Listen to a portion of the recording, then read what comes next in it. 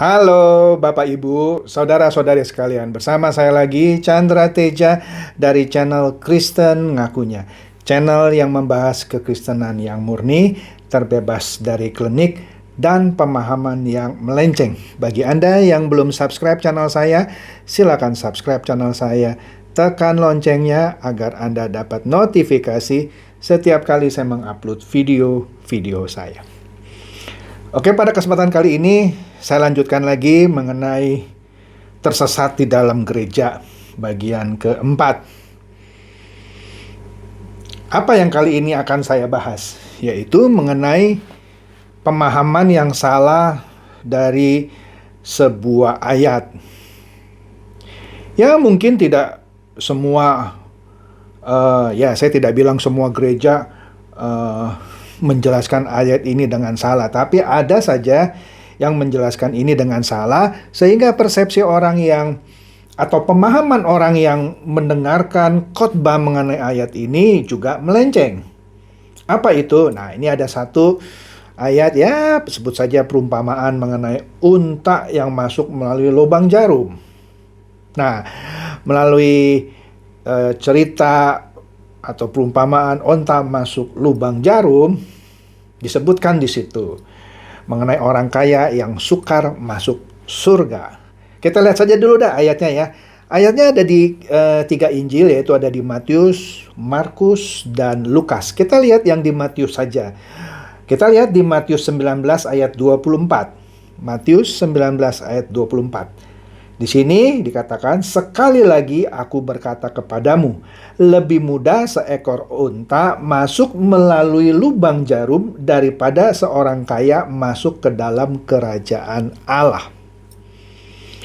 Nah, di sini kalau kita nggak mengerti maksud perumpamaan ini, apa itu onta, apa itu lubang jarum, terus hubungannya dengan orang kaya yang sukar masuk surga, maka akan mudah kita tersesat oleh interpretasi yang salah juga. Nah, pertanyaannya dulu, apakah benar unta bisa masuk melalui lubang jarum? Ya nggak mungkin dong.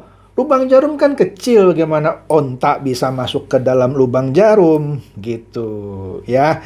Tapi kita harus lihat konteksnya, apa yang dimaksud oleh Tuhan Yesus lubang jarum itu gitu ya.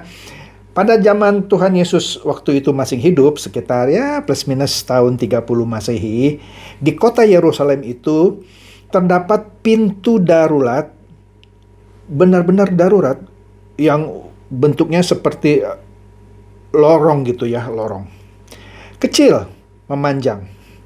Bagian atasnya melengkung seperti lubang jarum. Oke? Nah, di sini bagi orang-orang yang Anda bisa lihat di ilustrasi sini dah ya, maksudnya seperti itu, melengkung seperti lubang jarum. Nah, di sini disebut pintu darurat karena pada sore hari pintu itu ditutup, ya. Nah, maka pintu gerbang utama ditutup, maka hanya orang boleh lewat melalui pintu darurat ini, ya. Nah, ini cuma ilustrasi aja ya. Jadi bentuknya kira-kira seperti ini. Jadi sore hari gerbang utama ditutup, hanya pintu yang seperti lubang jarum ini yang dibuka sebagai pintu darurat untuk keluar masuk kota Yerusalem, ya. Nah, pintu darurat yang berbentuk seperti lubang jarum ini dijaga oleh 2 pengawal. Nah, karena bentuknya cukup sempit dan rendah bagi seekor unta, maka kalau unta itu mau lewat pintu darurat ini yang berbentuk seperti lubang jarum, maka seluruh barang bawaannya itu harus diturunkan dulu. Kalau dia paksa masuk ya nggak bisa, karena ada barang bawaan dan dia juga tinggi untanya gitu ya. Nah, setelah barang bawaan diturunkan, dia jongkok lah kira-kira. Tapi kalau dia nggak terlalu tinggi, oke, dia bisa langsung lewat. Tapi kalau dia terlalu tinggi, ya, maka dia harus jongkok gitu ya. Kemudian dia ditarik oleh tuannya. ya. Dia ditarik oleh tuannya pelan-pelan sehingga bisa melalui pintu yang berbentuk lubang jarum itu. Setelah itu barulah barang-barang yang tadi diturunkan ditaruh lagi di pundaknya, kiri kanan dan seterusnya untuk dia melanjutkan perjalanan lagi. Nah, ini tidak jadi masalah karena unta ini termasuk hewan yang jinak dan nurut kepada tuannya. Ya, yang menjadi pokok permasalahannya adalah unta ini dikategorikan sebagai binatang haram. Ya. Nah, kemudian hubungannya apa dengan orang kaya yang tidak bisa masuk ke dalam kerajaan Allah? Nah, sepertinya pernyataan Tuhan Yesus ini paradoks gitu ya. Kemudian juga bertentangan dengan apa yang diimani oleh orang Yahudi saat itu. Dalam pemahaman orang Yahudi, kalau orang kaya itu adalah orang yang diberkati. Orang yang hidupnya diperkenan oleh Allah. Itu yang dimengerti oleh orang Yahudi. Jadi kalau orang kaya itu karena diperkenan oleh Allah, dia masuk surga. Begitu pengertian iman orang Yahudi. Sedangkan menurut iman orang Yahudi juga, orang miskin adalah orang yang hidupnya tidak diperkenan atau tidak mendapat perkenanan Tuhan.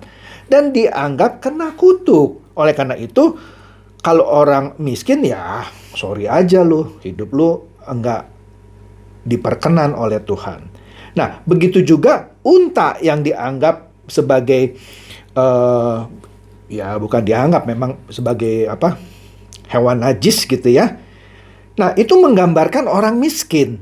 Jadi Tuhan Yesus memberikan perumpamaan seakan-akan orang miskin ini lebih mudah masuk lubang jarum, dalam hal ini masuk surga gitu ya, daripada orang kaya masuk surga. Ya. Nah, jadi pertanyaannya. Nah, langsung aja Daniel sekarang. Dengan membaca ayat ini dan juga kalau khotbahnya tidak tepat, maka orang-orang yang miskin merasa, rasain lu, orang kaya lu, nggak masuk surga lu, susah. Tuhan bilang bukannya nggak bisa masuk surga, sukar masuk surga. Tetapi itu juga bukan berarti orang miskin mudah masuk surga. Kalau perumpamannya tadi unta, dia harus meninggalkan, diturunkan dulu bebannya, masuk melalui lorong itu, ditarik oleh tuannya, ya, kemudian baru ditaruh lagi bebannya. Ini menggambarkan bahwa baik orang miskin ataupun orang kaya, dia harus menanggalkan bebannya, beban yang mengikat dia. Terutama orang kaya yang tentu bebannya lebih banyak. Dalam hal ini, kekayaan yang dia punya itu bisa membebani mereka. Dan dia biasanya orang kaya tidak mau kehilangan kekayaannya. Apalagi kalau kekayaan itu dicari dengan susah payah, misalnya dia akan berpegangan dengan kekayaan itu. Bahkan kekayaan itu bisa saja membuat dia lupa akan Tuhan.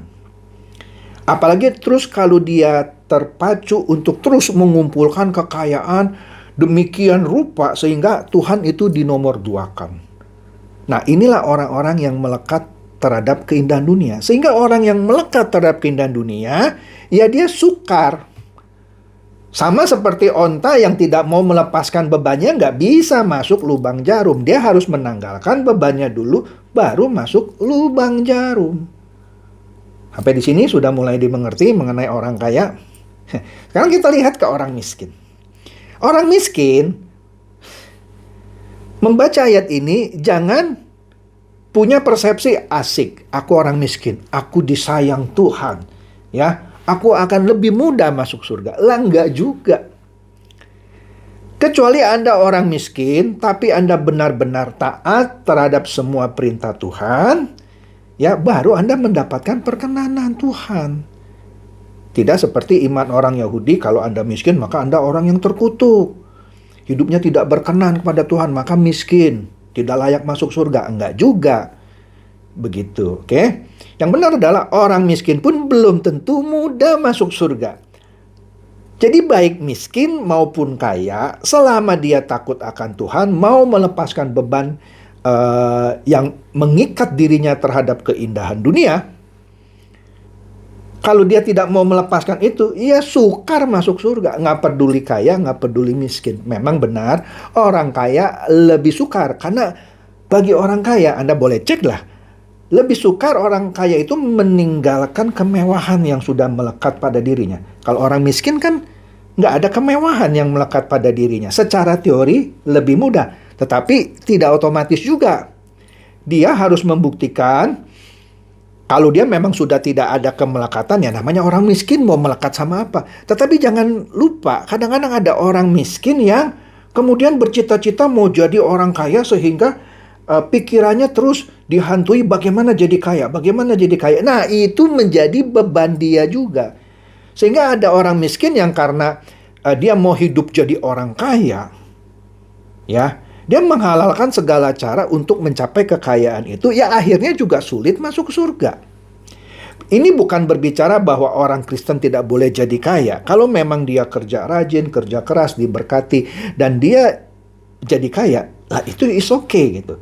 Selama setelah dia sudah jadi kaya, dia tetap takut akan Tuhan, ya, mau meninggalkan kemewahan yang melekat, dalam arti kata, ya bukan dia sebar-sebar uang, bukan begitu juga. Dia pakai uangnya atau kekayaan itu untuk pekerjaan Tuhan.